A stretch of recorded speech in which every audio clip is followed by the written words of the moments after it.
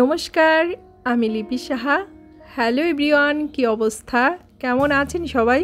আশা করছি খুব খুব ভালো আছেন সবাই। আমরাও ভালো আছি আপনাদের আশীর্বাদে, ঈশ্বরের কৃপায়। আর আপনারা যেখান থেকে আমার ভিডিওটা দেখছেন সবাইকে অনেক অনেক ওয়েলকাম আমার নতুন একটা দিনে, আমার নতুন আরও একটা ভিডিওর সাথে থাকার জন্য। তো আজকে তো একটা ভীষণ শুভ দিন, আজকে শুভ অক্ষয় তৃতীয়া। এই দিনটার মাহাত্ম্য তো অনেক, আপনারা সবাই কম বেশি জানেন। তো আমাদের এখানেও নানাভাবে নানা আয়োজনে এই দিনটা সবাই পালন করছে। আমাদের এখানে মন্দিরগুলোতে সকাল থেকে পূজা, তারপরে যজ্ঞের আয়োজনটা করা হয়েছে।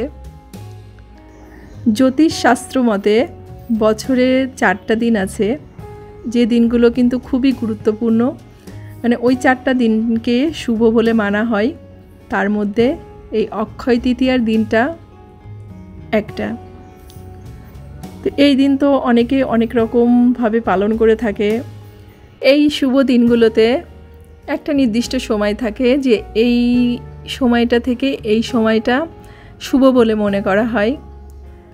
কিন্তু পার্সোনালি আমি মনে করি যে এই দিনগুলো যেহেতু শুভ, তো এই দিনগুলোর একটা নির্দিষ্ট সময় হয় না, সারাটা দিন রাতি শুভ বলে আমার কাছে মনে হয়।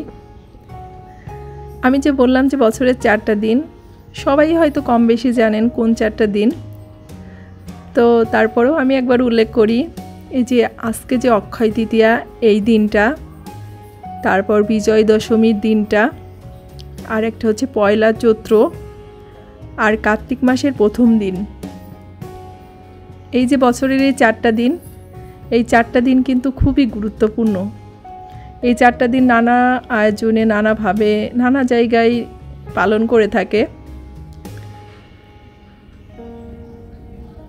এই অক্ষয় তৃতীয়ার দিন কিন্তু গণেশ ঠাকুর মহাভারত রচনা করেছিলেন।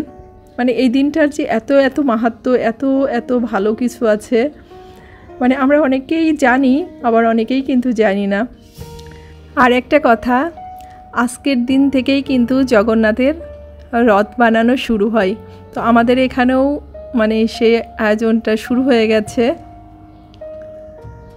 আর ভারতের পুরীতে তো আছেই, যেখানে যেখানে আর কি রথযাত্রার অনুষ্ঠানটা পালন করা হয় বা উৎসবটা, সব জায়গায় আজকে থেকেই শুরু। তো যাই হোক, কথা বলতে বলতে দেখেন সকালের কাজগুলো সেরে নাস্তাটা বানিয়ে নিয়েছি। স্বপ্নিলের পাপা নাস্তাটা খেয়ে বেরিয়ে গেছে। আর এখন হচ্ছে এই নাস্তার থালা, প্লেট, কাপগুলোকে ধুয়ে এখন একবারে দুপুরে রান্নাটা বসিয়ে দিব। তার কারণ দুপুরের দিকে ওই যে গ্যাসটা থাকবে না, তাই। তো আজকে খুব ইচ্ছা ছিল, আমাদের এখানে যজ্ঞ হচ্ছে ওখানে আর কি যাওয়ার, কিন্তু সকাল থেকে আর কি এতটা কাজের প্রেশার থাকে, মনে হয় যে সারাদিনের কাজটা সকালেই মানে বেশি হয়, মানে সারাদিনের কাজটা সকালেই গুছিয়ে নিতে হয়। তাই ইচ্ছা থাকলেও আর কি যাওয়াটা হলো না। তবে সকালবেলা কীর্তন হচ্ছিল, সব কিছুই আর কি বাসা থেকে শোনা যায়, তো বাসা থেকেই আর কি শুনতেছিলাম।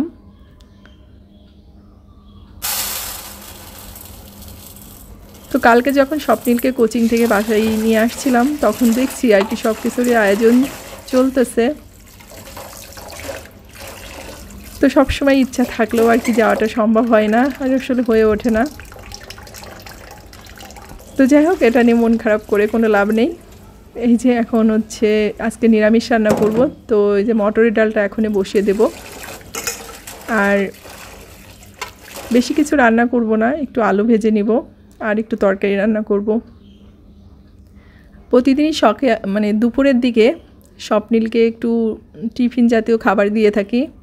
তো ওই ইদানিং একটু দুধ খেতে চায় না, কিন্তু দুধের ছানাটা ভীষণই পছন্দ করে, তাই দুধের বদলে ওকে আর কি একটু ছানা করে দিলাম। আগেও ছানাটা খেত না, একটু দুধ খেত, কিন্তু ইদানিং দুধটা খায় না, ছানাটা পছন্দ করে। তো বাচ্চাদের রুচির পরিবর্তন হয়, তো যখন যেটা খেতে ভালো লাগে তখন সেটাই দেওয়া উচিত। তো ওকে একটু ছানা দিয়ে যে দুপুরে রান্নাটা কমপ্লিট করে নিয়েছি। তো আজকের ভিডিওটা এ পর্যন্তই। সবাই ভালো থাকবেন, সুস্থ থাকবেন, দেখা হচ্ছে নেক্সট ভিডিওতে।